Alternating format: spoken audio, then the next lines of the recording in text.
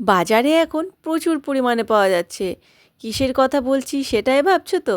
মেথি শাক এখন প্রচুর পরিমাণে পাওয়া যাচ্ছে। তাই খুব সহজ একটা সিম্পল রেসিপি তোমাদের সাথে শেয়ার করতে চলে এলাম। কিভাবে বানাবে তাতে করে মেথি শাকটা তেতো লাগবে না? তাহলে পুরো ভিডিওটা দেখতে থাকো। টিপস অ্যান্ড ট্রিক্স সহ মেথি শাকের সিম্পল একটা রেসিপি।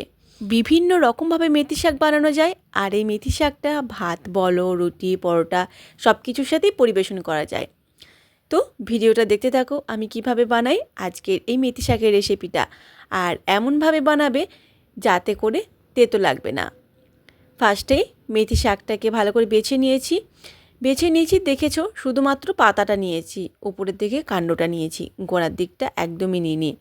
তারপর একদম সুন্দর করে মিহি মিহি করে কেটে নেবে। এরপর যেমনভাবে বলবো ঠিক সেইভাবে করলে দেখবে রান্না করার পর আর তেতো লাগবে না। একটা পাত্রের মধ্যে শাকটাকে তুলে নিয়েছি, আর দেখো কতটা পাতলা পাতলা করে কেটে নিয়েছি। এই রকমভাবে পাতলা পাতলা করে কেটে নিলে শাকটা কিন্তু আর তেতো লাগবে না। এরপর 1 চামচ লবণ দিয়ে দিয়েছি। লবণ দেওয়ার পর জল দিয়ে দিয়েছি। এই লবণ জলের মধ্যে মেথি শাকটাকে আমি আধ ঘন্টা মতন ভিজিয়ে রাখবো। এই আধ ঘন্টা ভিজিয়ে রাখার জন্য শাকের তেতো ভাগটা অনেক চলে যাবে। সব শাকটাকে একটু বেশ ভালো করে জলের মধ্যে নাড়াচাড়া করে ডুবিয়ে নিয়েছি। এবার এটা আধ ঘন্টার জন্য রেস্টে রেখে দেব। কই বললে না তো তোমরা কে কোথা থেকে আমার ভিডিওটা দেখছো, আর কেমন লাগলো কমেন্ট করে অবশ্যই জানিও।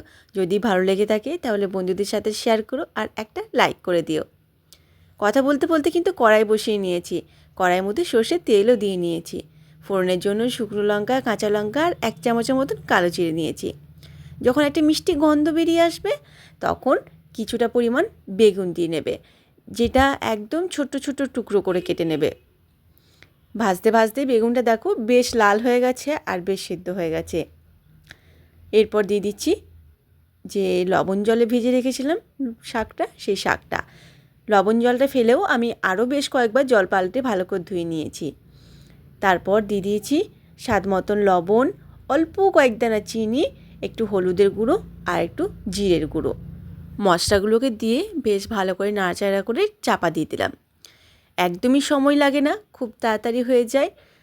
আর শাকটা দেখো আমার প্রায় সিদ্ধ হয়ে গেছে আর খুব নরম হয়ে গেছে, জলটাও শুকিয়ে গেছে। গরম ভাতের প্রথম পাতে এরকম একটা মেথি শাকের রেসিপি থাকলে মন্দ লাগে না। আর কিছুটা পরিমাণ বড়ি আমি আগের থেকে ভেজে রেখেছিলাম, সেই বড়ি থেকেই কয়েকটা বড়ি আমি একটু ভেঙে গুঁড়ো করে নিয়েছি, আর বাকি বড়িগুলো গোটা গোটা দিয়ে দিলাম। এরপর বড়িগুলোকে শাকের মধ্যে আবারও বেশ ভালো করে মিশিয়ে নিলেই রেডি আমাদের মেথি শাকের সুন্দর একটা রেসিপি। একদমই সিম্পল, তাই না? গরম ভাতে একবার ট্রাই করে দেখো, আশা করি তোমাদেরও খুব ভালো লাগবে। আমার তো ভীষণ ভালো লাগে এই মেথি শাকের রেসিপিটা। আজ এই পর্যন্ত, দেখা হবে পরবর্তী রেসিপিতে। আর তোমরা কে কীরকম রেসিপি দেখতে চাও আমাকে কমেন্ট করে জানালে আমার খুব ভালো লাগবে। দেখা হবে পরবর্তী রেসিপিতে। তোমরা সকলেই ভালো থেকো, সুস্থ থেকো, আর অনেক ধন্যবাদ আমার ভিডিওটা দেখার জন্য।